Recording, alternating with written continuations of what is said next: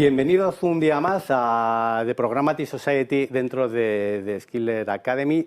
Hoy vamos a hablar de inversión, hoy vamos a hablar de tecnología y también la llegada de esa privacidad que siempre hemos buscado en el ecosistema digital. Para ello tenemos un panel increíble. Tenemos a Mónica Rodríguez, directora general de UTIC en España. Bienvenida. Buenos días. A Nico Lozano, director de Data en Prisa Media. Muy buenas, gracias por la invitación. Paloma Cañete, directora de inversión de Fides Capital. Bienvenida. Muchas gracias, buenos días. Y Rafa Galiacho, People Digital Marketing Lead de Iberdrola. Luego me vas a tener que explicar qué es el People Digital Marketing. Responsable de marketing digital, pero con un poquito de importancia. Bueno, hoy tenemos, vamos a hablar de algo que se viene mencionando desde hace mucho tiempo, que es que se acaban las cookies, las famosas galletas dentro de Internet. Parece que la fecha límite era este enero de 2024. ¿Cuál es vuestra percepción? ¿Se acaba el mundo? ¿Es ese efecto 2000 de, oye, todo se ha acabado? Mónica, ¿cómo está el entorno? El entorno está revuelto, diría yo, básicamente, pero yo creo que el punto principal es que las marcas o los medios, aquí dejo a los compañeros obviamente que den su opinión, entiendan bien qué es lo que pueden perder, lo que dirían los americanos, el cost of doing nothing, ¿no? Y es decir, si me quedo como estoy, qué es lo que cómo me va a afectar y por otro lado, qué es lo que pueden ganar, ¿no? Entonces yo creo que el punto principal es hacer ese análisis y por otro lado, que las tecnologías, en este caso la que represento, pues ayudemos a que haya alternativas en ese contexto. Rafael, se acaba el mundo, tú estás en un anunciante como es Iberdrola, la relación con el cliente es imprescindible. Sí. ¿Qué pasará en enero? No se acaba el mundo, pero sí que es cierto que esto nos obliga a rehacernos, ¿no? Que también creo que es muy positivo porque ya llevábamos en un mercado digital muchos años que no tenía ciertas barreras puestas. Nos obliga a cambiar nuestros modelos, a cambiar nuestro modelo de relación con el usuario, que yo creo que es francamente bueno e interesante. No se va a acabar, pero sí que es cierto que es una sacudida importante a todo el sector, anunciantes, medios, tecnología y demás. Y nos obliga a actualizarnos y a salir un poquito del modelo que ya teníamos generado, en el cual ya nos sentíamos cómodos, ¿no? Pero más que un problema, yo lo veo un reto, ¿vale? Que muy interesante, en el que está todo el sector metido y todos tenemos que poner de nuestra parte para que funcione. Nico, ¿va a cambiar esa relación con el usuario que tenéis los medios de comunicación? Va a cambiar en cierta medida. Yo sí que estoy con Rafa y con Mónica en que esto es una disrupción en cómo operamos en el día a día, pero yo metería también una coletilla de que no se mueren todas las cookies, sino que hay ciertas cookies que se nos van a morir, que principalmente van a impactar al ecosistema publicitario. Pero que si pensamos en qué iniciativas tenemos puestas dentro de la casa de un tipo analítico o de personalización de contenido, casi todo esto se apoya en cookies de primera parte y eso seguirá en marcha. Entonces yo creo que, y de hecho pues veremos que va a salir una legislación nueva en enero del año que viene que va a impactar ese modelo de relación con nuestra audiencia, ¿no? Y va a empezar a arreglar de una manera distinta cómo recogemos esos datos personales, pero digamos que la disrupción yo la veo más en el ámbito publicitario y en qué pasa puertas afuera de las organizaciones. Mónica, UTIC parece como una solución que plantean varias operadoras y ahora entraremos un poco más en detalle. ¿Qué es? ¿Como una joint venture de qué operadoras están involucradas? Tal cual, es una joint venture que tiene unos 6 meses de actividad en España en concreto. Están involucradas Vodafone, Movistar, Telefónica, Orange y Deutsche Telekom, porque nuestro ámbito de aplicación, digamos, no solo España, también es Alemania, Francia y otros países. Y es una nueva sociedad que se ha creado con la ambición, un poco como contábamos, de que haya una alternativa a ese cambio que viene el año que viene, porque creemos que llevamos como 2 años intentando hacer cosas, pero la realidad es que este modelo de relación, como decía Nico, está muy vinculado a lo que te permite el navegador, lo que te permite el sistema operativo. Entonces creemos que estamos demasiado como industria supeditados a lo que estas empresas quieran hacer y creemos que alguien tenía que ayudar un poco a tener otro modelo de relación que no esté supeditado a estas empresas que además, como puntualización, son americanas y muchas veces no entienden el modelo de relación legislativo y de privacidad en Europa. No por meteros presión, tenemos a Paloma aquí, directora de inversiones. De hecho, nos conocemos desde hace mucho tiempo porque yo cuando era más joven abrí un estudio de videojuegos y fue uno de los fondos y de las que nos tenían ahí echados el ojo. Exacto. Parece que ahora, Paloma, se habla mucho de inteligencia artificial, se habla mucho de blockchain. Creo que ChatGPT ha cumplido en noviembre un año. ¿Qué ves tú para invertir dentro del mundo tecnológico para este año que entra? Pues obviamente inteligencia artificial es un campo a explorar. Como ocurre muchas veces con las tecnologías que empiezan a tener mucho auge, pues hay que tener cuidado porque evidentemente hay de todo, ¿no? Hay las que están bien gestionadas, bien llevadas y las que pues aprovechan el empujón para, bueno, pues para sacar un partido sin que realmente haya un trasfondo o un contenido de verdad de calidad por debajo, y esto pues ha ocurrido con muchos proyectos y ya os digo que en muchos campos es algo que se va repitiendo, pero evidentemente la inteligencia artificial abre un campo, pues yo no sé ahora mismo si decir que es infinito, pero sí que es verdad con muchísimas posibilidades. Todo el tema ético, privacidad, la gestión del usuario es clave.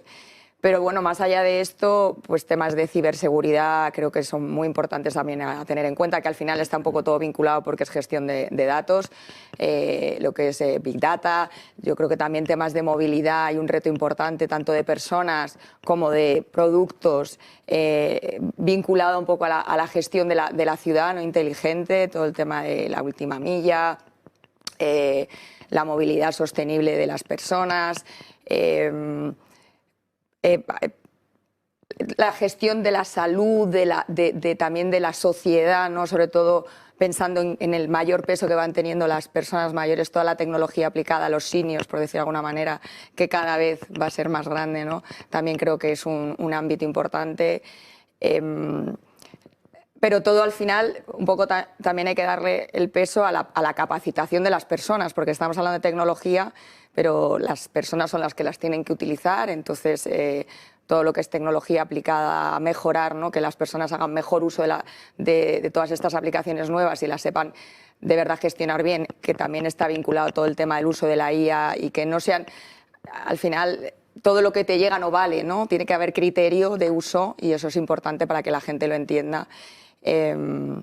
Y bueno, pues yo creo que es clave, ¿no? Productividad de las empresas, igual el usuario está en el centro y cada vez hay que darle mejor servicio, mejor producto a un mejor precio, pues todo lo que mejore la productividad o la desintermediación creo que es clave. En fin, yo creo que hay retos, bueno, pues muy grandes, muy interesantes y que el año 2024, si nos dejan, ¿no? Porque hay también noticias. Yo creo que sí, que aunque está todo el panorama bastante revuelto, creo que es un momento muy divertido porque se está uniendo todo. Se habla del euro digital, de hecho, en Europa si somos buenos en algo es en regular. Hemos regulado ya, hemos regulado el euro digital, estamos regulando todo.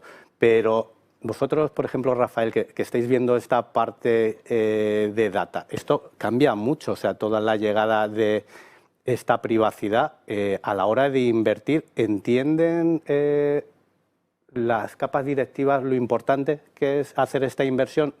¿O te preguntan mucho por el retorno de inversión? Eso es un problema al que nos enfrentamos, ¿no? En grandes entes como puede ser mi casa o grandes casas. Claro, cuando tú vas con un proyecto así, entra la parte de, bueno, pues de optimizaciones y de vuelta de la inversión. En este caso, sí que es cierto que nos ha costado mucho evangelizar, ¿vale? Porque, claro, dentro de esta evangelización hay una ruptura del modelo laboral. Claro, y este propio modelo hay que cambiarlo dentro de una estructura, como puede ser mi casa, es un cambio muy grande que tiene que venir empujado por las altas esferas. No puede venir desde abajo ese movimiento.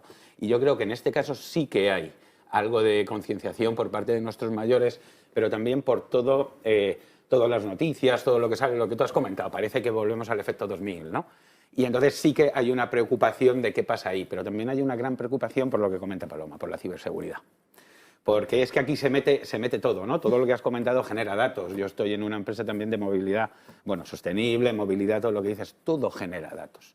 ¿Cómo gestionas eso? A nuestros mayores toda esta parte les asusta un poco, les abruma, ¿no? Por todo, más por el tema de la ciberseguridad que por la propia optimización de campañas. Entonces, es un cambio de mindset muy importante en todas las instituciones y tiene que venir siempre empujado desde arriba. Sí que es cierto que la pregunta que tú dices está ahí, siempre. ¿Cómo voy a amortizar esta inversión? En este caso, lo bueno que tenemos todos es que como es un ecosistema en el cual nunca hemos trabajado, yo no puedo hacer una extrapolación, yo no puedo extrapolar datos, nadie lo sabemos, pero no lo sé yo, no lo sabe banca, no lo sabe telco, no lo sabe seguros, no lo sabe nadie.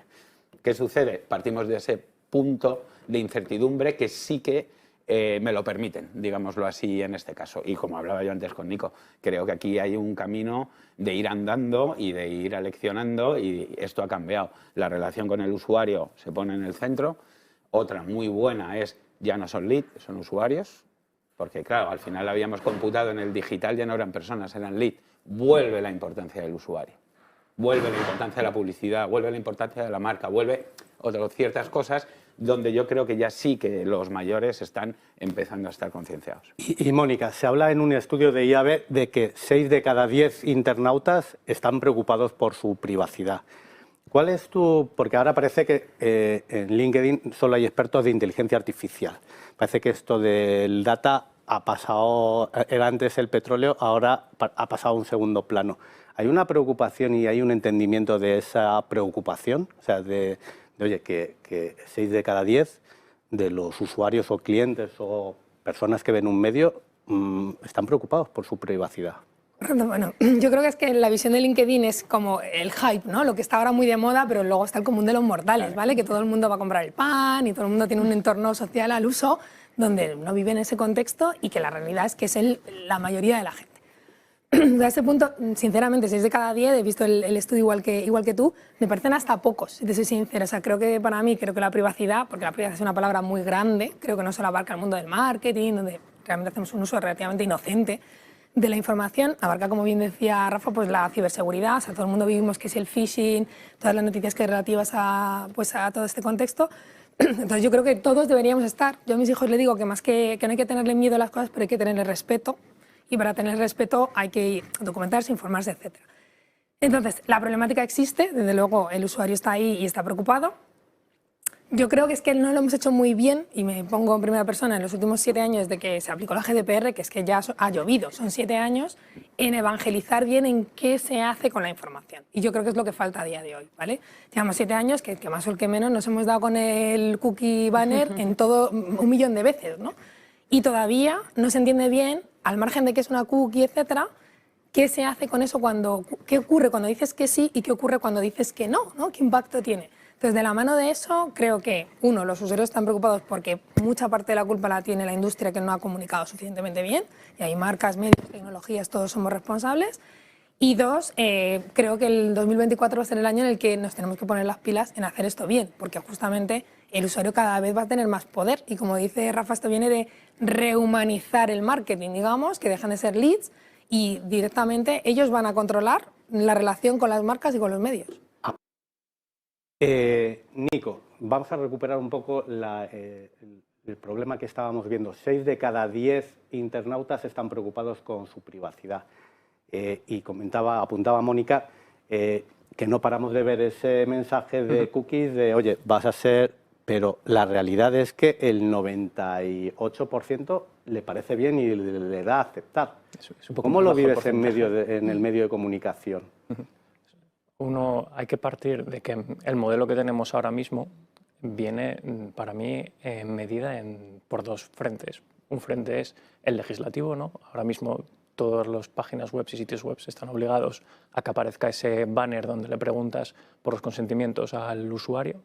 Y 2, esto entra dentro del marco de trabajo de un navegador, que es el que te regla pues, cómo funcionan las cookies y qué puedes hacer dentro del contexto pues, de donde estás interactuando con la página web. Entonces, el estudio del IAB a mí me parece que arroja datos que si coges a alguien, como decía Mónica, de la calle y le preguntas estás preocupado por tus datos y qué pueden hacer los medios y los grandes walled gardens con esa información, yo creo que sí.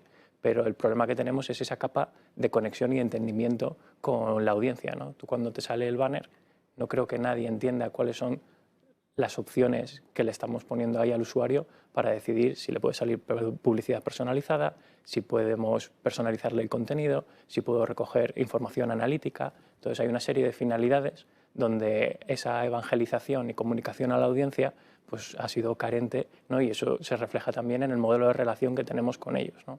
Entonces, para mí, como medio, la audiencia tiene un peso muy alto. Al final vivimos de que la gente consuma nuestro contenido. Hemos generado estas capas donde les enseñamos y les damos la opción de configurar qué podemos hacer con sus datos cuando interactúan con nosotros. Para nosotros es core, porque si piensas en el modelo de negocio que existe en un grupo de medios, la publicidad es base para esto y las tecnologías que operan dentro de nuestro ecosistema se basan en esas cookies para poder servir la publicidad. Entonces, cada vez que alguien coge y le da el botón de rechazar, tiene un impacto en nuestra cuenta de resultados. Entonces, está en el debe... Rechazan poquitos. Rechazan poquitos a día de hoy, ¿no? Claro. Comentaba antes el cambio que se nos viene en enero del año que viene, que es que pues, todos los sitios web en ese banner de cookies van a tener que introducir el botón de rechazar a la misma altura que el resto. Ahí damos por hecho que va a aumentar el porcentaje de rechazo. Entonces, creo que a día de hoy pues, nuestros números nos arrojan en torno a un 90 o 92% de aceptación de cookies. Eso, en el momento en el que tú le des más la posibilidad en una primera capa al usuario de rechazar, te va a bajar ese porcentaje de aceptación. Entonces, si estamos diciendo que los euros que nos entran a un grupo de medios en gran medida vienen por el uso que hacemos de las cookies, si voy a poder usar menos cookies, pues significa que tengo que reinventar cómo me comunico con la audiencia y cómo utilizo esa información. Y yo creo que lo que apuntaba Rafa de irnos a un modelo donde pensamos más en la audiencia, irnos a volver a un mensaje de marca e intentar ganarnos a la audiencia dentro de un contexto, va a volver a coger mucho peso. Yo ahora le preguntaré a Rafa porque los grandes no se andan con tonterías. Un Meta te dice o traqueo tus datos o pagas, ¿no? Yo aquí también creo totalmente que tenemos que ver, a mí lo que me gustaría entender es la preocupación real del usuario frente a sus datos. Es decir, cierto es que si tú vas por la calle y estás preocupado por tu privacidad, todo el mundo te va a decir que sí, porque también está en el ambiente, está en el momento. Pero ¿cuál es la preocupación real de su usuario? El caso de Meta que tú acabas de comentar. O no entras, o pagas, o te perfilo. 90%, más del 90% de aceptación en perfílame. Es decir, ese usuario que busca un beneficio sobre sus datos, o de verdad hay una preocupación. También creo que, y eso sí que es real, que del uso al abuso hay un paso, y sí que es cierto que con esto del consentimiento de los datos nos hemos pasado esa barrera, ¿vale? Y entonces el usuario sí que tiene esa sensación de que entran a su privacidad, ¿no? Pero yo que soy un anunciante, yo te soy muy sincero, yo uso volumetrías de millones y millones y millones de personas, yo no voy al one-one. Eso también habría que explicarlo. Creo que también hay un punto que yo lo pongo también, siempre busco símiles, es como los productos bancarios. Hasta hace nada nadie sabía nada. Ha habido grandes abusos y ahora la gente se lo lee. Tienes que firmar un contrato de que estás de acuerdo. Tengo mis dudas de que la gente se siga leyendo la letra pero pequeña. Ya por lo menos, pero ya te sí voy a que te creer. salta una alerta real de aquí esto es digital, yo entro y no pasa nada, ¿no? No, señores, no. Sí que ahí todo el mundo tenemos que ser conscientes de que son servicios lo que se ofrece. ¿Hasta qué punto quieres dar tus consentimientos a la hora de esos servicios? Eso es lo que hay que enseñarle al usuario. Yo, ahora que hablamos de transparencia, de confianza, Paloma, dentro de ese, o sea, las grandes están apostando por tecnología. Se le ve a Microsoft apostando claramente, a Google, Sí. que va a por todo, acaba de lanzar Gemini. ¿Cómo desde Fides Capital ganáis la confianza de esas startups y qué ven dentro de un inversor como vosotros para apostar en un mundo tan complicado como es el tecnológico? Pues es que yo creo que está muy relacionado con lo que estabais comentando de la transparencia, ¿no? y la comunicación. Al final es tratar de ponerte en la parte del otro. Es que yo creo que es básico en cualquier tipo de relación, no tiene más misterio. Estar cerca, apoyar en el momento en que lo necesitan. Las startups al final tienen una vida pues muy tumultuosa, ¿no? Subidas, bajadas, están en lo más alto y luego pues tienen momentos muy malos, ¿no? Entonces al final es ser, por lo menos desde nuestro punto de vista, es un inversor que lo llamamos muchas veces, en nuestro caso, que es una inversión de acompañamiento, no es una mera inversión financiera, sino que estamos cerca, escuchamos, a veces pues, hasta temas personales, porque no dejas de ser una persona y aunque estamos hablando de un negocio en común, pues son personas las que lo llevan y bueno, pues estar cerca y generar esa confianza, ¿no? No creo que sea nada diferente a lo que ocurre en cualquier otro tipo de relaciones y eso es lo que yo creo que al final crea y construye una confianza que hace que pues en los momentos más complicados, porque los hay y hay fricciones, hay conflictos de interés, pasan muchas cosas a lo largo de la vida de una startup y no siempre estamos alineados. Entonces hay que tener ese respeto y hablar. Y hablar. La transparencia es fundamental, lo estáis hablando. Es que si la gente no sabe lo que le estás, digamos, vendiendo o presentando o pidiendo con sus datos, pues es complicadísimo que genere esa confianza. Porque esa relación con un emprendedor es de años. ¿Cuántos años tardáis en hacer un exit? Pues mira, ¿Cuánto es el más corto y cuánto es el más largo? ¿Cuánto es el más corto? El más corto fue año y poco, un caso creo que excepcional porque no suele ocurrir, no llegó año y medio. Y el más largo, que es una participada que tenemos todavía en cartera, pues fijaros, son desde el 2008. ¡Wow! O sea que, y ahí pues imaginaros la de cosas que ocurren, ¿no? en la vida de la startup, del equipo. El equipo cambia, el equipo tiene que crecer, evolucionar, a veces no ocurre, esto pues repercute, ¿no? en la relación con los inversores.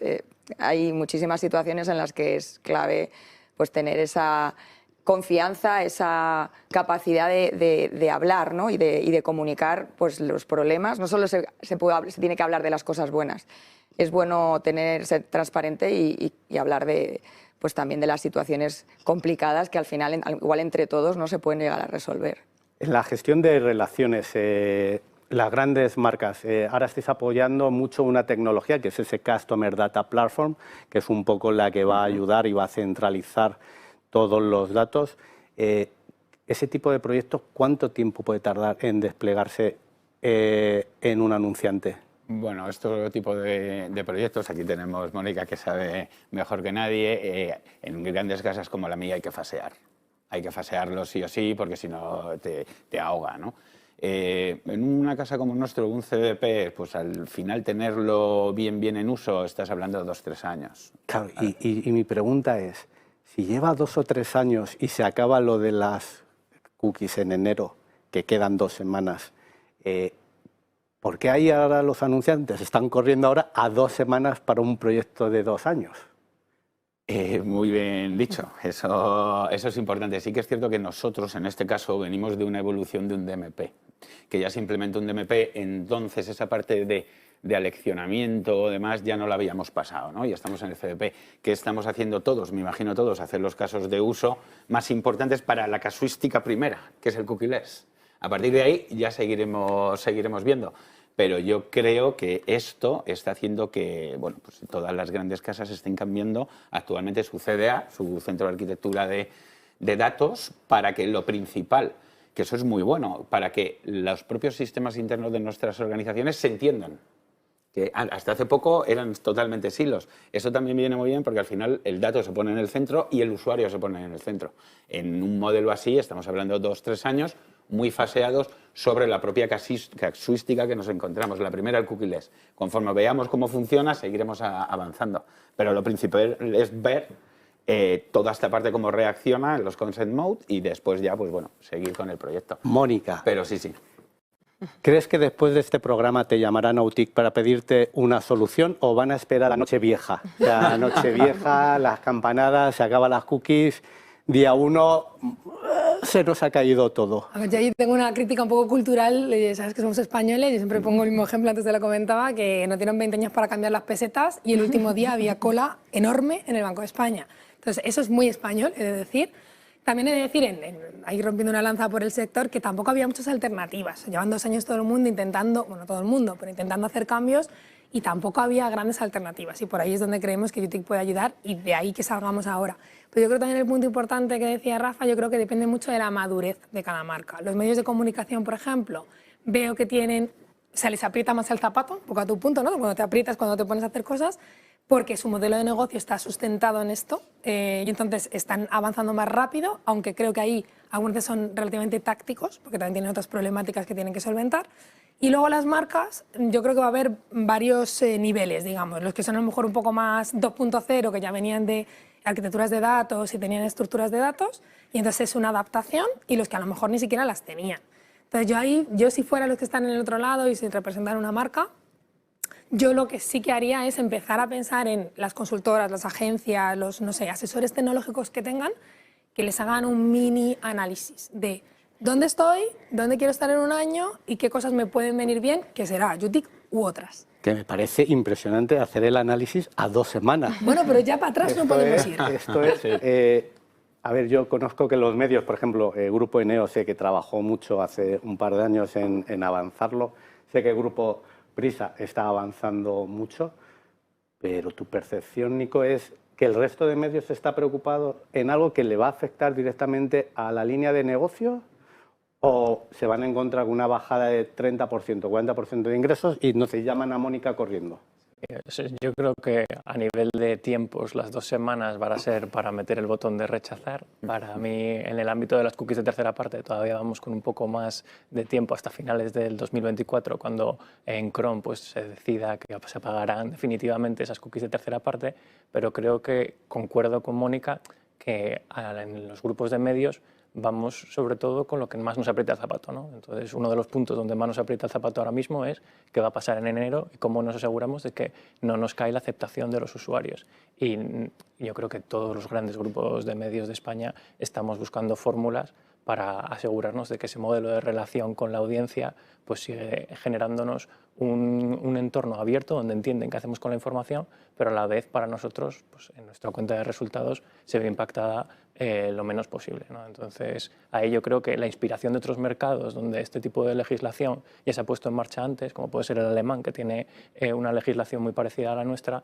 a nosotros nos sirve de referencia para ver, pues, uno, cómo ha reaccionado la industria y 2, cómo ha reaccionado la audiencia a este tipo de cambios.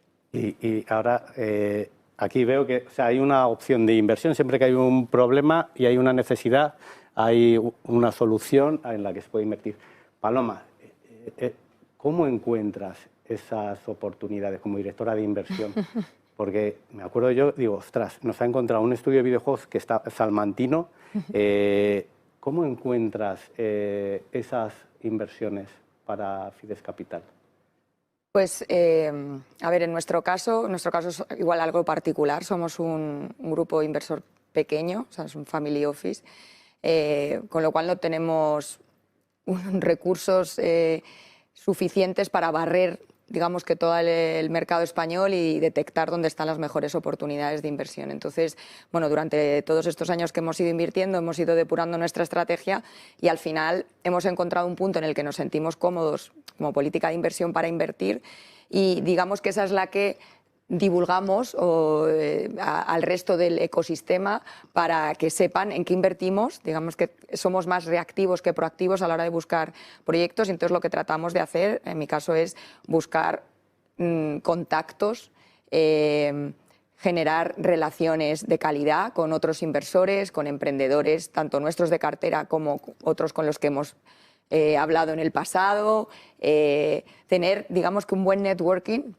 para que al final, sabiendo cuál es nuestra estrategia de inversión y con inversores o emprendedores u otros agentes del ecosistema cercanos que consideramos que somos afines con ellos a la hora de invertir o nos entienden, ¿no? Porque cada inversor es muy particular, pues digamos que nos envían... Estábamos hablando con Paloma de cómo detecta esas inversiones dentro del ecosistema tecnológico español y de que hemos tenido en el plató a René de Jong, a Tom Horse, a Joshua Novik. ¿Con quién iríais a una inversión? ¿O sois más de ir solos en esas inversiones? Pues nosotros ahora mismo, en lo que os comentaba de nuestra evolución también de la estrategia de inversión, hemos pasado de invertir solos a invertir siempre con otros inversores. Al final hemos aprendido que para nuestro caso, digamos, o para nuestra estrategia, tiene muchísimo más sentido ir con otros que además de inicialmente pues te aportan mucho, ¿no? De conocimiento, de análisis, de acompañamiento económico. Luego también a futuro, en siguientes rondas, si es que las hay, pues igualmente no te encuentras solo a la hora de tener que abordar una nueva ronda de financiación, que es muy importante pues, para la compañía y si tú no puedes poner dinero como inversor que estás dentro, pues puedes generar un problema, ¿no? Entonces hay otros inversores con los que digamos que te puedes sentir más cómodo haciendo un grupo común para poner más dinero en la startup, ¿no? que sea. Y entonces, todos los que he mencionado, la verdad es que son grandes inversores, business angels. Nosotros también tipo business angels, pues Jesús Alonso, Andreas Mihalowicz, con Tom Horsey tenemos muy buena relación. Y luego fondos, tenemos por ejemplo con José y Luis Caviedes varias startups en común, Big Sur, con Faraday. También hacemos inversiones con Sego Venture, que es una plataforma de crowdfunding. Hemos tenido también con fondos a lo mejor más grandes que a veces entran en etapas más tempranas, que es donde estamos nosotros, como puede ser Adara, Inverready. En fin, a lo largo de estos años hemos generado pues, buenas relaciones y nos sentimos cómodos no con todos, Seguro que con algunos no. Con algunos menos, pero es verdad que bueno, pues, pero es normal. Al final las estrategias de inversión de cada inversor son las que son y pues te sientes más cómodos con las personas, pues lo mismo, es una relación de personas. Y hablando de estrategias, Mónica, ¿cómo ves al ecosistema español? ¿Está preparado la estrategia para esta nueva fase de datos en donde habrá que cuidar la privacidad, que llega la inteligencia artificial? ¿Ves al ecosistema preparado o qué recomendaciones darías? Yo creo que preparados nunca estamos para nada en general, ¿no? De eso viene un poco la innovación, de siempre estar, como dirían los americanos, stretch, ¿no? Siempre te están estirando un poquito más.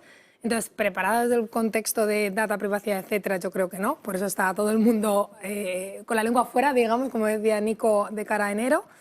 Entonces, de cara a 2024, creo que nos vamos a acostumbrar a ser un poquito más ágiles en la toma de decisión y mi recomendación para el año que viene, marcas, medios, ecosistema en general, yo lo resumiría en una palabra que es ser pragmático. Creo que falta un poco de pragmatismo.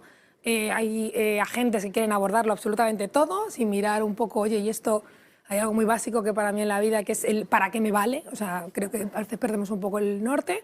Y otros que son demasiado conservadores y entonces se quedan en parálisis por análisis, como digo yo, que es que me quedo sin hacer nada y luego pues me pillará el toro o perderé negocio, o incluso en el contexto de los medios, a mí me preocupa que no puedan abordar económicamente sus proyectos, básicamente, y eso implique pues, en una concentración de medios o una pérdida de medios, porque al final hablamos, por ejemplo, de otro tema que es el tema fake news, y para mí cómo se combaten las fake news es con información veraz.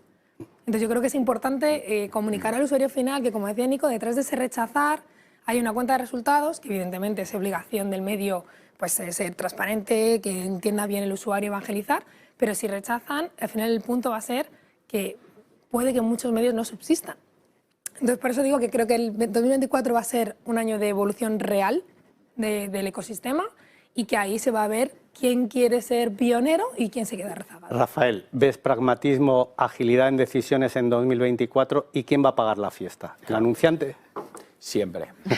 Es decir, yo como anunciante, claro, yo no creo que estemos preparados. Nosotros estamos mínimamente preparados. Como ha dicho Mónica, hemos detectado cuál es donde nos aprieta y cuál es de verdad la problemática y la estamos solucionando.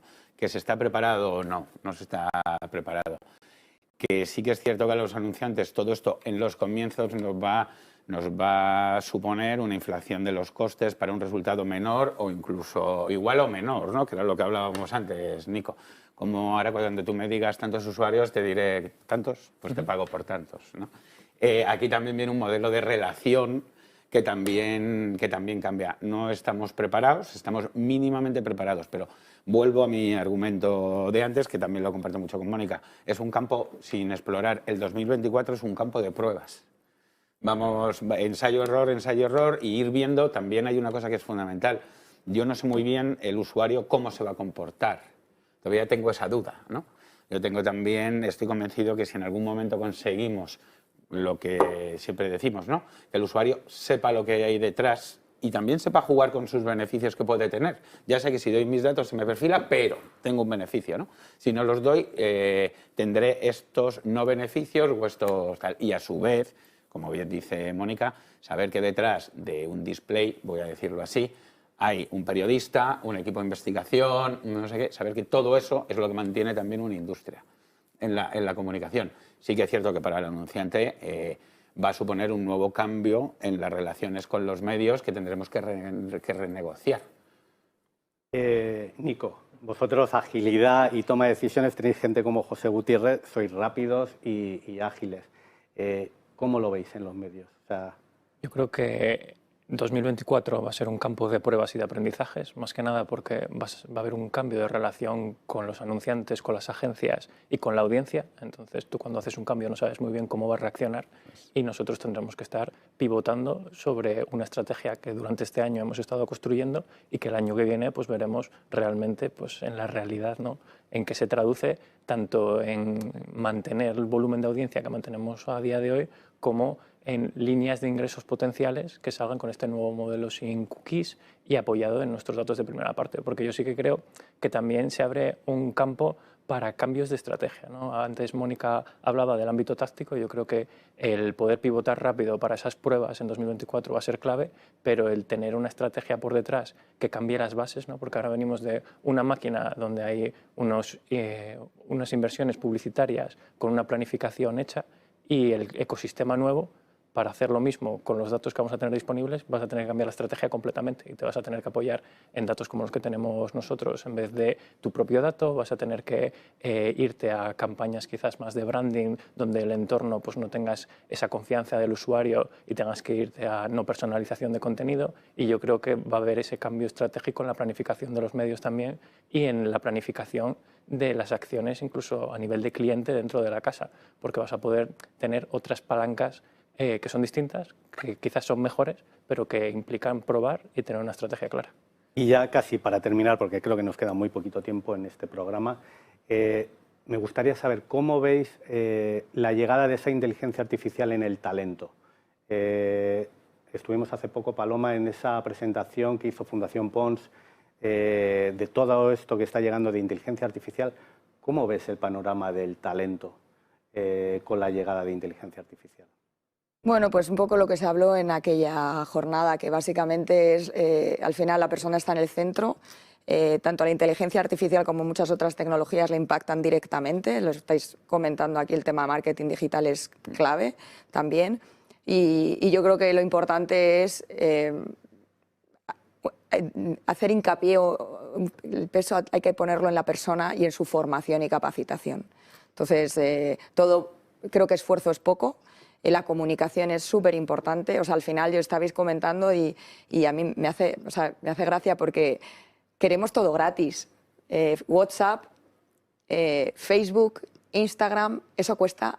Nosotros invertimos en startups, sabemos lo que es generar esa tecnología, llevarla al mercado, que te lleguen clientes, o sea, es una travesía en el desierto. Estas ya son grandes empresas, pero en el camino hay muchas otras pequeñas que les pasa exactamente igual y la gente no quiere pagar por ello.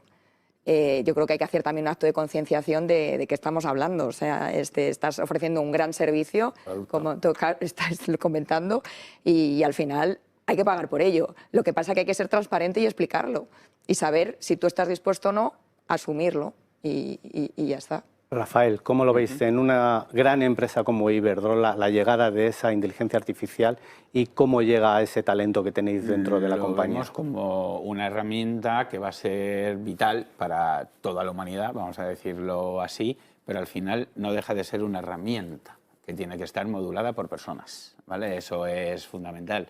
Bueno, lo que siempre se dice, ¿no? ¿La inteligencia artificial te va a quitar el trabajo? No, te lo va a quitar la persona que la utilice para hacer su trabajo. Es diferente. Nosotros lo vemos como un modelo relacional con el usuario, todavía con cierta distancia, todo hay que decirlo así. Y luego, pues bueno, como todo en la humanidad, tú puedes utilizar la tecnología para unos fines o para otros. Los nuestros siempre serán fines en pro a mejorar, bueno, el planeta donde habitamos y la relación con el usuario. Pero que esto ha venido para cambiarlo todo, por supuesto. Y las automatizaciones van a ser brutales, la relación con el usuario también. Cambia todo. Una cosa fundamental, la agilidad en la toma de decisiones. Pero ¿qué pasa? Esa inteligencia artificial tiene que trabajar para ti y ser gobernada por ti, ¿no? Digámoslo así. Es un empleado más, vamos a decirlo así, que viene a solucionarte pues, muchísimos procesos. Pero detrás de todo eso tiene que estar la persona, que es el que al final tiene que indicar cómo actuar. Mónica, en las tecnológicas, ¿cómo llega esa inteligencia artificial? ¿Es un empleado más? Bueno, yo creo que en general la inteligencia, ha dicho Rafa una palabra que para mí es clave, que es automatización. Y al final la inteligencia artificial es la automatización 2.0, a mi juicio. Y llevamos viviendo automatización, no sé, 20 años. Yo vengo del mundo muchos años atrás de la aerolínea, ¿no? Dime tú a día de hoy cómo hacemos el check-in y cómo lo hacíamos hace 20 años, que recuerdo que había unos cartoncitos, ¿no os acordabais? Que lo poníais dentro de una tarjeta y tenía que una persona entregártela. Eso es todo automatización. Entonces yo creo que hay dos aspectos. Uno, en general, yo siempre le digo a mis hijos y a cualquier persona, tengo ámbito familiar variopinto, y digo, cualquier trabajo que pueda ser automatizado será automatizado. Entonces yo creo que también es un proceso de reflexión propia cuando la gente tiene miedo al IA o a lo que corresponde a la automatización, de decir, oye, ¿qué valor aporto yo a la compañía? Creo que tengo que evolucionar como persona y seguramente tendrán muchos puestos que evolucionar. Véase el caso del check-in, donde a día de hoy donde había 100 personas ahora hay una, ¿no? Entonces eso por un lado. En el contexto de la tecnología, es indispensable, porque al final, como bien decía Paloma, estamos en una startup tiene limitados recursos y el IA desde luego es un aliado, ¿no? Porque es lo que te puede ayudar a productivizar mucho mejor y escalar mucho mejor. Entonces, en el ámbito de la tecnología es básico. También creo que hay un poco de hype al respecto y que a lo mejor también tendríamos que bajar un poco al terreno para la gente mundana. Nico, ¿hay hype o en los medios de comunicación hay una preocupación de cómo esa inteligencia artificial afecta al modelo de negocios? Porque creo que ayer leía que Axel Springer da acceso a OpenAI a leer su contenido, los medios van a dar acceso, no acceso, la creación de contenido, los periodistas, ¿va a influir en su trabajo, no va a influir en su trabajo? ¿Cómo llega? Yo creo que muy de la mano de lo que comentábamos antes de que 2024 va a ser un campo de pruebas, yo creo que tipo anuncios, relación OpenAI con otros editores también saldrán a la luz, pero desde nuestro lado hace falta una reflexión filosófica, ¿no? De qué rol juega la inteligencia artificial dentro de un grupo de medios, desde un punto de vista tecnológico, pero también desde un punto de vista de la producción de contenido, ¿no? Antes mencionaban las fake news y la generación automática de contenidos. Nosotros al final vivimos de la calidad del contenido que publicamos y de nuestra visión editorial sobre ese contenido que producimos. La IA puede venir a ayudar, pero nuestra esencia tiene que mantenerse. Entonces hay un punto filosófico de creación de contenido y hay un punto de impacto en la distribución de nuestros contenidos. Tú ahora mismo, si te vas a ChatGPT o a Bing y coges y le preguntas por, oye, ¿cuáles son los titulares del país?, ¿no? Pues te va a coger y te va a dar una respuesta. Entonces, este tipo de nuevos canales de distribución que no están intermediados por nosotros, pues va a ser un entorno donde tengamos que también reflexionar cuál es nuestra posición y cómo seguimos manteniendo el ingreso desde nuestro lado. Creo que nos va a dar para reflexionar mucho y empezar el año 24. Y hasta aquí el programa de hoy. Muchas gracias a Paloma, Nico, Mónica y Rafael. Claro. Y esperemos tener otro programa para profundizar más. Muchas gracias y nos vemos en el siguiente programa.